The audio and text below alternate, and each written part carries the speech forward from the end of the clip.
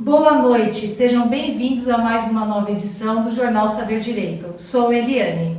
Boa noite, eu sou Dediana. Estamos aqui hoje para falar da nova lei de número 13.146, de 6 de julho de 2015, que institui a Lei Brasileira de Inclusão à Pessoa com Deficiência, a chamada de Estatuto da Pessoa com Deficiência, que visa assegurar e promover em condições de igualdade o exercício dos direitos e das liberdades dos deficientes, visando a sua inclusão social e cidadania.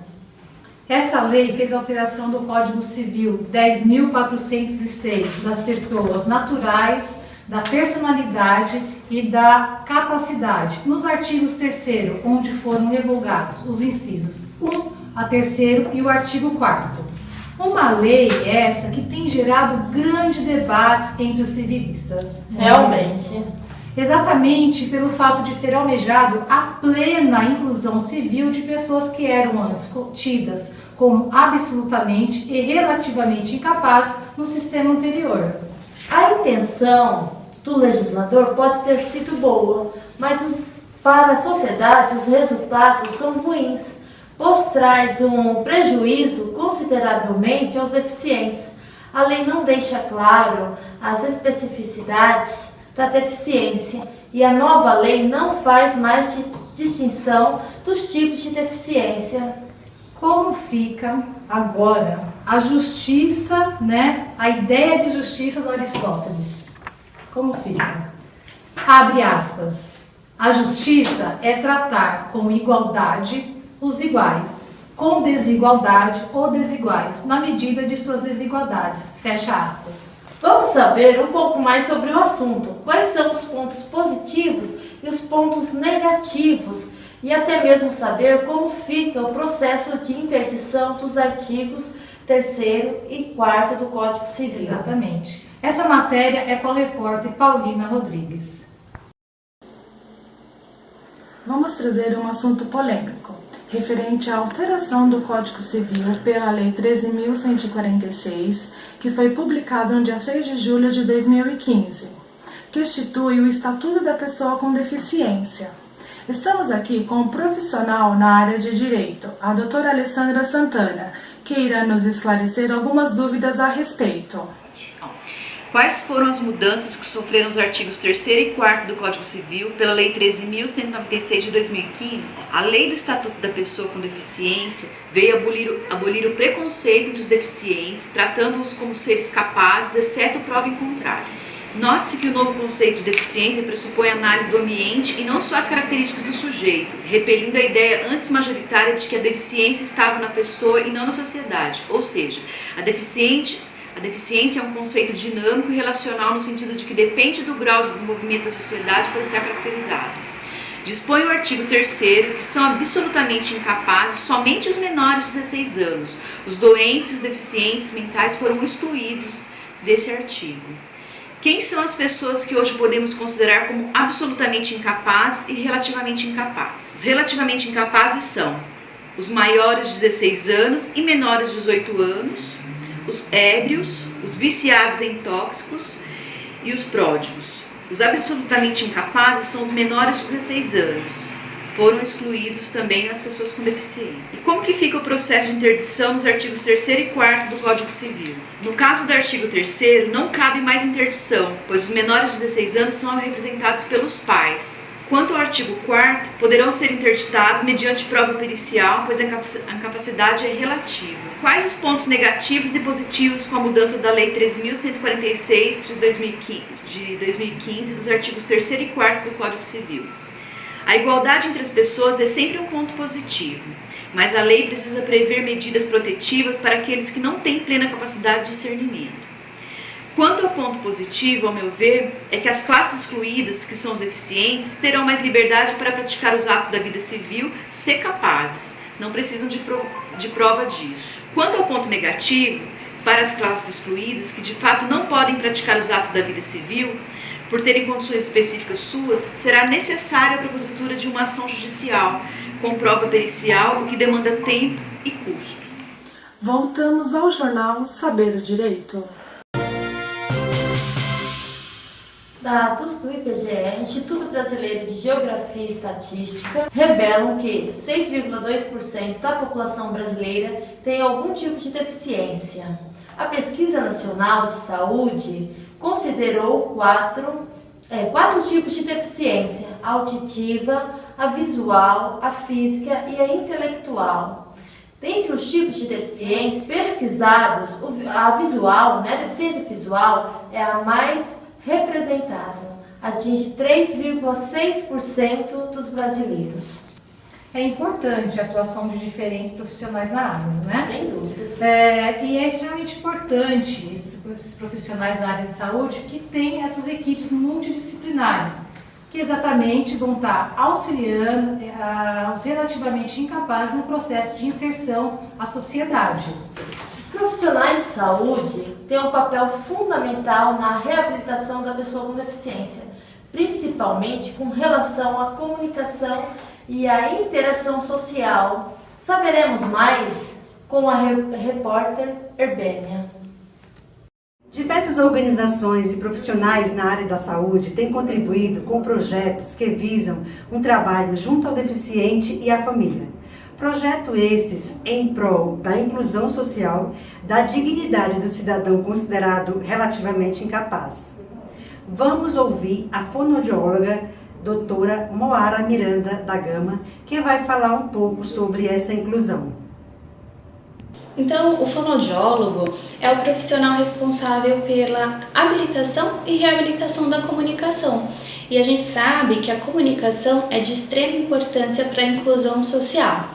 Eu trabalho com pessoas que têm falhas na comunicação devido a diversos fatores, como, por exemplo, uma paralisia cerebral, um acidente vascular cerebral, uma síndrome, uma gagueira.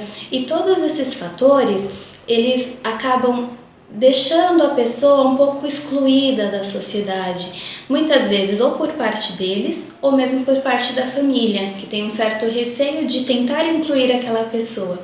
Então a terapia fonoaudiológica, ela visa a estimulação da linguagem e a reinserção social dessas pessoas.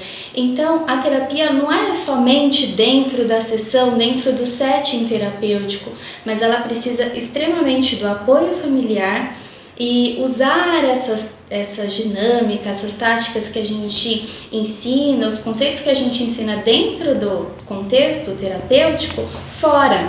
Então, a partir dessa melhora da linguagem, a gente consegue tanto inserir ele no contexto familiar, no contexto da pessoa, por exemplo, um adulto que teve um AVC e gostava de frequentar a igreja, a partir de uma melhora de comunicação, a gente reinseri-lo no trabalho de igreja, ou até mesmo onde ele gostava de ir. Então, realmente, o trabalho envolve especificamente nas atividades de vida diária da pessoa. E então é um trabalho assim muito grande, mas que não é só do fonoaudiólogo em si e que depende das pessoas ao redor realmente para esse paciente, essa pessoa ser aceita na sociedade. Não é só o papel do fono, mas para a pessoa ser aceita, ele precisa principalmente da família e que a sociedade tenha esse olhar diferenciado, o que é extremamente difícil. Eu vejo hoje em dia que a aceitação é super complicada, não só do paciente aceitar a nova condição, a condição que ele está naquele momento, mas principalmente dos familiares. Em casa, às vezes as pessoas olham aquela pessoa como um coitadinho, olham com compaixão, não olham como realmente uma pessoa que é capaz de exprimir os seus desejos, que é capaz de conseguir dizer o que quer, mas não, às vezes é justo o contrário. Ele em vez de ser uma pessoa relativamente incapaz, ele acaba sendo como de fato uma pessoa incapaz. E isso também dificulta um pouco o processo terapêutico, porque aí a pessoa acaba ficando cada vez mais reclusa, não quer fazer parte de nenhum convívio social e ela se exclui da sociedade. Voltamos ao jornal Saber Direito. Vamos agora agora, nesse momento, falar do LACE, né? A importância que tem essas ONGs no processo da inclusão, da participação com essas pessoas, né? De muita importância. É extremamente importante, tá? A parceria com as ONGs, né? Para a inclusão dessas pessoas na sociedade. Então, o LACE, que é um núcleo de apoio às ações para a cidadania na diversidade, é uma associação sem fins lucrativos que atende crianças, adolescentes, adultos com deficiência intelectual e seus familiares com a missão de facilitar a inclusão social. Além de tudo, promover a integração ao mercado de trabalho, porque é muito importante. E acompanhamos a matéria com a repórter Glória. Estamos chegando aqui na LACE, Núcleo de Ações para a Cidadania, na Diversidade. Nós vamos entrevistar o senhor Marcelo Luiz Campanha, ele é diretor da instituição. Bom, a LACE é uma instituição de 40 anos, ela foi fundada em 1975 por pais de alunos que tinham uma certa deficiência na região, né, de instituições que atendiam essas crianças com deficiência. Então esses pais se juntaram e fundaram a LACE. E hoje ela atende quantas crianças? Em torno de 600 crianças em todas as unidades, né? Nós temos 5 unidades hoje no momento. De 0 a 6 anos seria uma unidade exclusiva que é a Clipper. E de 7 a infinitamente nas outras unidades. A LACE ela recebe totalmente recursos da prefeitura.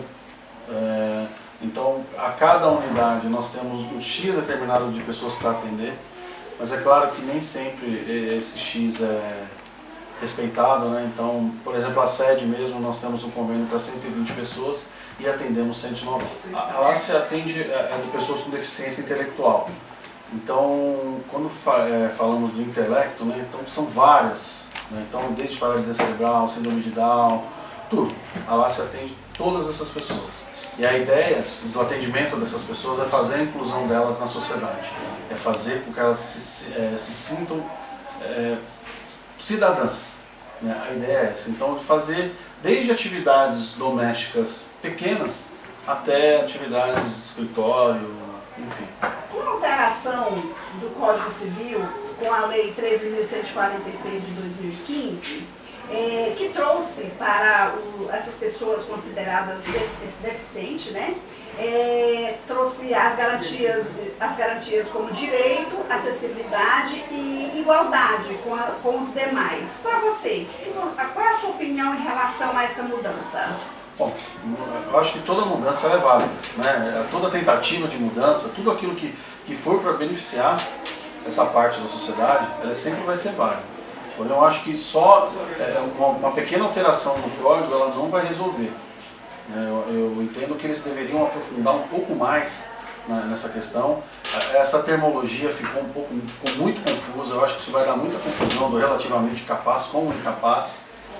Como o Estado vai ver isso?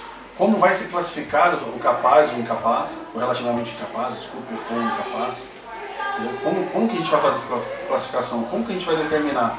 Quem vai ser por doença? Quem tem síndrome de Down vai ser relativamente incapaz? Quem tem paralisia vai ser totalmente incapaz? Então eu acho que ficou muito vago. Eu entendo que ficou muito vago, não acho, eu entendo que ficou muito vago. Até porque para as famílias eles continuam sendo absolutamente incapazes, né? Exato. Nós temos casos aqui de usuários que têm uma capacidade de poder procurar um emprego apoiado, de colocá-los em vaga de emprego apoiado, só que as famílias resistem, né? Elas não querem, porque elas acham que eles não têm uma capacidade de poder exercer o trabalho fora de uma instituição. Já é um grande passo, né? Os usuários, as pessoas com deficiência lutam há muitos anos para que haja uma alteração dessa. Mas eu acho que a alteração ela tem que ser ela tem que ser mais bem pensada, eles deveriam ter procurado pessoas como os fundadores aqui da LACE, que são pessoas que estão há 35 anos, 40 anos nesse movimento e que poderiam dar uma ajuda muito grande para se faça uma lei com uma eficácia maior do que essa que foi feita agora. Marcelo, obrigada pela entrevista. Suas informações foram muito objetivas na mudança do Código Civil pela Lei 13.146. Eu que agradeço pela oportunidade e fico à disposição para eventuais dúvidas sobre essa alteração. Voltamos ao jornal Saber Direito. Antes de finalizarmos o nosso jornal, gostaria de informar da retificação da lei que a doutora Alessandra mencionou. A lei é 13.146 de 2015 e a mesma se equivocou dizendo lei 13.196 de 2015. O jornal Saber Direito fica por aqui. Agradeço a companhia de vocês. Boa noite. Boa noite.